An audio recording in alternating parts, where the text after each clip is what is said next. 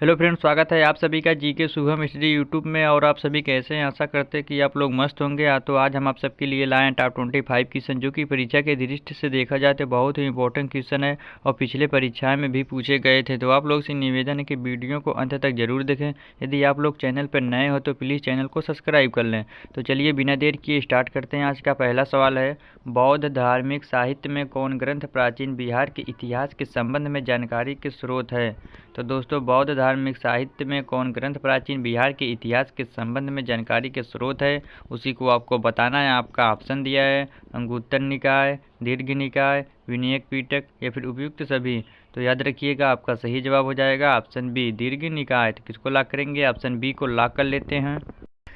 चलिए अगला क्वेश्चन देखते हैं, सीयर उल मुताखरीन की रचना किसने की? तो दोस्तों, सीयर उल मुताखरीन की रचना किसने की, उसी को आपको बताना है। आपका ऑप्शन दिया है गुलाब हुसैन तबतबाई, रिजकुल्ला, अब्बास सरवानी या फिर उपयुक्त में से कोई नहीं। तो याद रखिएगा, आपका सही जवाब हो जाएगा ऑप्शन ए, गुलाम हुसैन तबतबाई। तो किसको लॉक करेंगे? ऑप्शन ए को लॉक कर लेते हैं।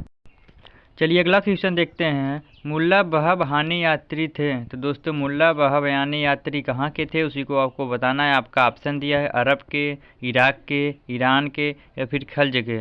तो याद रखिएगा, आपका सही जवाब हो जाएगा ऑप्शन सी, ईरान के। तो मुल्ला बहब हानी ईरान के यात्री थे। तो किसको लॉक करेंगे? ऑप्शन सी को लॉक कर लेते हैं। चलिए अगला क्वेश्चन देखते हैं, कौटिल्य के अर्थशास्त्र में किस पहलू पर प्रकाश डाला गया है? तो दोस्तों, कौटिल्य के अर्थशास्त्र में किस पहलू पर प्रकाश डाला गया, उसी को आपको बताना है। आपका ऑप्शन दिया है आर्थिक जीवन, राजनीतिक नीतियाँ, धार्मिक जीवन या फिर सामाजिक जीवन। तो याद रखिएगा, आपका सही जवाब हो जाएगा ऑप्शन बी, राजनीतिक नीतियाँ। तो कौटिल्य के अर्थशास्त्र में राजनीतिक पहलू पर प्रकाश डाला गया था। तो किसको लॉक करेंगे? ऑप्शन बी को लॉक कर लेते हैं। चलिए अगला क्वेश्चन देखते हैं, अप्सरगया से प्राप्त एक मंदिर का भग्नावशेष प्राप्त हुआ है, इसके दीवारों पर कथा दृश्य अंकित है। तो दोस्तों, कथा दृश्य अंकित कौन सा कथा दृश्य अंकित है, उसी को आपको बताना है। आपका ऑप्शन दिया है रामगुप्त एवं देवी की, नल दमयंती के प्रण गाथा, रामायण के या फिर महाभारत के। तो याद रखिएगा, आपका सही जवाब हो जाएगा ऑप्शन सी, रामायण के। तो किसको लॉक करेंगे? ऑप्शन सी को लॉक कर लेते हैं। चलिए अगला क्वेश्चन देखते हैं, बिहार में पूर्व ऐतिहासिक काल का आरंभ होता है। तो दोस्तों, बिहार में पूर्व ऐतिहासिक काल का आरंभ होता है तो कब होता है, उसी को आपको बताना है। आपका ऑप्शन दिया है 1,00,000 ईस्वी पूर्व, 50,000 ईस्वी पूर्व, 40,000 ईस्वी पूर्व या फिर 25,000 ईस्वी पूर्व। तो याद रखिएगा, आपका सही जवाब हो जाएगा ऑप्शन सी, 40,000 ईस्वी पूर्व। तो बिहार में पूर्व ऐतिहासिक काल का 40,000 ईस्वी पूर्व आरंभ होता है। तो किसको लॉक करेंगे? ऑप्शन सी को लॉक कर लेते हैं। चलिए अगला क्वेश्चन देखते हैं, बिहार में आदि मानव के निवास के आरंभिक साक्ष्य कहाँ से प्राप्त हुई है? तो दोस्तों, बिहार में आदि मानव के निवास के आरंभिक साक्ष्य कहाँ से प्राप्त हुई है, उसी को आपको बताना है। आपका ऑप्शन दिया है चंपारण एवं मुजफ्फरपुर से, मुंगेर एवं नालंदा से, गया एवं डेहरी से या फिर उपयुक्त में से कोई नहीं। तो याद रखिएगा, आपका सही जवाब हो जाएगा ऑप्शन बी, मुंगेर एवं नालंदा से। तो किसको लॉक करेंगे? ऑप्शन बी को लॉक कर लेते हैं। चलिए अगला क्वेश्चन देखते हैं, बिहार में आदि मानव की उपस्थिति के आरंभिक साक्ष्य किस युग के हैं? तो दोस्तों, बिहार में आदि मानव की उपस्थिति के आरंभिक साक्ष्य किस युग के हैं, उसी को आपको बताना है। आपका ऑप्शन दिया है पूर्व स्तर युग, मध्य प्रस्तर युग, नव प्रस्तर युग या फिर हड़प्पा युग। तो याद रखिएगा, आपका सही जवाब हो जाएगा ऑप्शन ए, पूर्व प्रस्तर युग। तो बिहार में आदि मानव की उपस्थिति के आरंभिक साक्ष्य पूर्व प्रस्तर युग के है। तो किसको लॉक करेंगे? ऑप्शन ए को लॉक कर लेते हैं। चलिए अगला क्वेश्चन देखते हैं, बिहार में मध्यवर्ती प्रस्तर युग के साक्ष्य मिले हैं। तो दोस्तों, बिहार में मध्यवर्ती प्रस्तर युग के साक्ष्य मिले हैं, किसे मिला है, उसी को आपको बताना है। आपका ऑप्शन दिया है चिरांद से, पटना से, चेचर से या फिर मुंगेर से। तो याद रखिएगा, आपका सही जवाब हो जाएगा ऑप्शन डी, मुंगेर से। बिहार में मध्यवर्ती प्रस्तर युग के साक्ष्य मुंगेर से मिला है। तो किसको लॉक करेंगे? ऑप्शन डी को लॉक कर लेते हैं। चलिए अगला क्वेश्चन देखते हैं, बिहार में चिरांद सारण एवं चेचर वैशाली से किस युग के अवशेष प्राप्त हुए हैं? तो दोस्तों, बिहार में चिरांद सारण एवं चेचर वैशाली से किस युग के अवशेष प्राप्त हुए हैं, उसी को आपको बताना है। आपका ऑप्शन दिया है मध्य प्रस्तर युग, पूर्व प्रस्तर युग, मध्यवर्ती प्रस्तर युग या फिर नव प्रस्तर युग। तो याद रखिएगा, आपका सही जवाब हो जाएगा ऑप्शन डी, नव प्रस्तर युग। तो किसको लॉक करेंगे? ऑप्शन डी को लॉक कर लेते हैं। चलिए अगला क्वेश्चन देखते हैं, बिहार में ताम्र प्रस्तर युग के पूर्ववर्ती चरण के अवशेष कहाँ से प्राप्त हुए हैं? तो दोस्तों, बिहार में ताम्र प्रस्तर युग के पूर्ववर्ती चरण अवशेष कहाँ से प्राप्त हुए हैं, उसी को आपको बताना है। आपका ऑप्शन दिया है चिरांद सारण, चेचर वैशाली, सोनपुर एवं मनेर या फिर उपयुक्त सभी। तो याद रखिएगा आपका सही जवाब हो जाएगा ऑप्शन डी उपयुक्त सभी। तो किसको ला करेंगे, ऑप्शन डी को ला कर लेते हैं। चलिए अगला क्वेश्चन देखते हैं। बिहार साहित्य पूर्व भारत में आर्यों का आगमन हुआ था।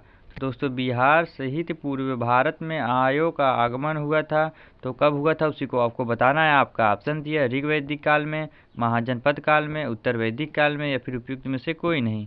तो याद रखिएगा आपका सही जवाब हो जाएगा ऑप्शन सी उत्तर वैदिक काल में। तो बिहार साहित्य पूर्व भारत में आर्यों का आगमन उत्तर वैदिक काल में हुआ था। तो किसको ला करेंगे, ऑप्शन सी को ला कर लेते हैं। चलिए अगला क्वेश्चन देखते हैं। बिहार साहित्य पूर्व भारत में आर्यों के विस्तार में सहायक था। तो दोस्तों बिहार साहित्य पूर्व भारत में आर्यों के विस्तार में सहायक था। कौन सहायक था उसी को आपको बताना है। आपका ऑप्शन दिया है व्यापार का विस्तार, लोहे का उपयोग, साम्राज्य विस्तार या फिर कृषि का विस्तार। तो याद रखिएगा आपका सही जवाब हो जाएगा ऑप्शन बी लोहे का उपयोग। तो बिहार साहित्य पूर्व भारत में आर्यों के विस्तार में लोहे का उपयोग सहायक था। किसको ला करेंगे, ऑप्शन बी को ला कर लेते हैं। चलिए अगला क्वेश्चन देखते हैं। श्रुति तथा किंवदंती के अनुसार महाभारत युद्ध के समय बिहार में मुख्य राज्य कौन कौन थे। तो दोस्तों श्रुति तथा किंवदंती के अनुसार महाभारत युद्ध के समय बिहार में मुख्य राज्य कौन कौन थे उसी को आपको बताना है। आपका ऑप्शन दिया है मगध तथा विदेह, अंग एवं लिच्छवी, उपयुक्त ए और बी दोनों या फिर उपयुक्त में से कोई नहीं। तो याद रखिएगा आपका सही जवाब हो जाएगा ऑप्शन सी उपयुक्त ए और बी दोनों। तो किसको ला करेंगे, ऑप्शन सी को ला कर लेते हैं। चलिए अगला क्वेश्चन देखते हैं। वेद के किस ग्रंथ में बिहार के विदेह राज्य में आर्यों के आगमन तथा निवास साक्ष्य विवरण मिलता है। तो दोस्तों वेद के किस ग्रंथ में बिहार के विदेह राज्य में आर्यों के आगमन तथा निवास साक्ष्य विवरण मिलता है उसी को आपको बताना है। आपका ऑप्शन दिया है शतपथ ब्राह्मण, इतरेय ब्राह्मण, तैतरीय ब्राह्मण या फिर गोपद ब्राह्मण। तो याद रखिएगा आपका सही जवाब हो जाएगा ऑप्शन ए शतपथ ब्राह्मण। किसको ला करेंगे, ऑप्शन ए को ला कर लेते हैं। चलिए अगला क्वेश्चन देखते हैं। बिहार का कौन सा प्राचीन राज्य आरंभ में बहुत दिनों तक आर्यावर्त के बाहर था तथा अन्य जाति के लोगों का आवास स्थल रहा था। तो आपका ऑप्शन दिया है तिरहुत, विदेह, मगध या फिर उपयुक्त कोई नहीं। तो याद रखिएगा आपका सही जवाब हो जाएगा ऑप्शन सी मगध। तो किसको ला करेंगे, ऑप्शन सी को ला कर लेते हैं। चलिए अगला क्वेश्चन देखते हैं। बिहार में उपनिषद काल में ब्राह्मण धर्म तथा ज्ञान का महान केंद्र था। तो बिहार में उपनिषद काल में ब्राह्मण धर्म तथा ज्ञान का महान केंद्र था उसी को आपको बताना है। आपका ऑप्शन दिया अंग, लिच्छवी, विदेह या फिर मगध। तो याद रखिएगा आपका सही जवाब हो जाएगा ऑप्शन सी विदेह। तो बिहार में उपनिषद काल में ब्राह्मण धर्म तथा ज्ञान का महान केंद्र विदेह में था। तो किसको ला करेंगे, ऑप्शन सी को ला कर लेते हैं। चलिए अगला क्वेश्चन देखते हैं। राजगीर में दुर्ग तथा स्तूप की स्थापना मगध के किस शासक ने की। तो दोस्तों राजगीर में दुर्ग तथा स्तूप की स्थापना मगध के किस शासक ने की थी उसी को आपको बताना है। आपका ऑप्शन दिया है बिंबिसार, अजातशत्रु, उदयन या फिर उपयुक्त में से कोई नहीं। तो याद रखिएगा आपका सही जवाब हो जाएगा ऑप्शन बी अजातशत्रु। राजगीर में दुर्ग तथा स्तूप की स्थापना मगध में अजातशत्रु के शासन में हुआ था। किसको ला करेंगे, ऑप्शन बी को ला कर लेते हैं। चलिए अगला क्वेश्चन देखते हैं। बिहार का कौन सा राज्य उत्तर वैदिक काल का एक महत्वपूर्ण राज्य था। तो दोस्तों बिहार का कौन सा राज्य उत्तर वैदिक काल का एक महत्वपूर्ण राज्य था उसी को आपको बताना है। आपका ऑप्शन दिया है विदेह, अंग, वज्जी या फिर मगध। तो याद रखिएगा आपका सही जवाब हो जाएगा ऑप्शन ए विदेह। तो बिहार का कौन सा राज्य उत्तर वैदिक काल का एक महत्वपूर्ण राज्य था, तो विदेह था। किसको ला करेंगे, ऑप्शन ए को ला कर लेते हैं। चलिए अगला क्वेश्चन देखते हैं। बिहार के भौगोलिक क्षेत्र की चर्चा सर्वप्रथम किस साहित्यिक रचना से मिलती है।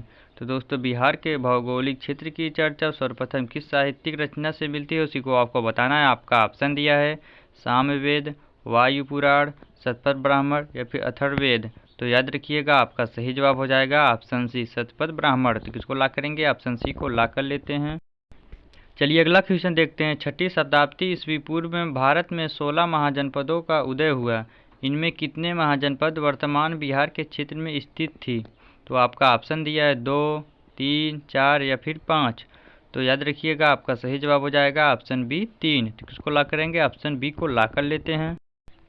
चलिए अगला क्वेश्चन देखते हैं। अंग महाजनपद की राजधानी थी। तो दोस्तों अंग महाजनपद की राजधानी कहाँ थी उसी को आपको बताना है। आपका ऑप्शन दिया है गया, गिरिव्रज, वैशाली या फिर चंपा। तो याद रखिएगा आपका सही जवाब हो जाएगा ऑप्शन डी चंपा। तो अंग महाजनपद की राजधानी चंपा ही थी, तो इसको ला करेंगे ऑप्शन डी को ला कर लेते हैं।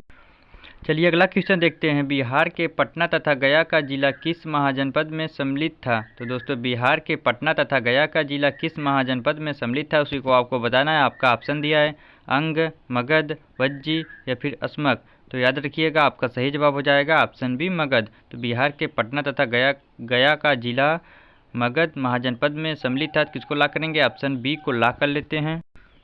चलिए अगला क्वेश्चन देखते हैं। मगध तथा अंग महाजनपद को कौन सी नदी पृथक करती थी? तो दोस्तों मगध तथा अंग महाजनपद को कौन सी नदी पृथक करती थी, उसी को आपको बताना है। आपका ऑप्शन दिया है अस्सी नदी, वरुण नदी, चंपा नदी या फिर उपयुक्त में से कोई नहीं। तो याद रखिएगा आपका सही जवाब हो जाएगा ऑप्शन सी चंपा नदी। तो मगध तथा अंग महाजनपद को चंपा नदी पृथक करती है, तो किसको ला करेंगे ऑप्शन सी को ला कर लेते हैं। चलिए अगला क्वेश्चन देखते हैं। बिहार में स्थित कौन सा महाजनपद 8 राज्यों का एक संघ था? तो दोस्तों बिहार में स्थित कौन सा महाजनपद 8 राज्यों का एक संघ था, उसी को आपको बताना है। आपका ऑप्शन दिया है मगध, वज्जी, अंग या फिर उपयुक्त सभी। तो याद रखिएगा आपका सही जवाब हो जाएगा ऑप्शन बी वज्जी। तो बिहार में स्थित वज्जी महाजनपद 8 राज्यों का एक संघ था, तो किसको ला करेंगे ऑप्शन बी को ला कर लेते हैं। चलिए अगला क्वेश्चन देखते हैं। वज्जी संघ की राजधानी थी, तो दोस्तों वज्जी संघ की राजधानी कहाँ थी, उसी को आपको बताना है। आपका ऑप्शन दिया है वैशाली, मिथिला, मुजफ्फरपुर या फिर कुंडग्राम। तो दोस्तों ये क्वेश्चन आप सबके लिए, जो इसका जवाब कमेंट बॉक्स में देना है। यदि आप सबको वीडियो पसंद आया तो वीडियो को लाइक करें, शेयर करें और हाँ चैनल को सब्सक्राइब करना ना भूलें, ताकि ऐसी ही इंपॉर्टेंट वीडियो आप सबके पास पहुँचती रहे। मिलते हैं अगले वीडियो में, तब तक के लिए जय हिंद, जय भारत।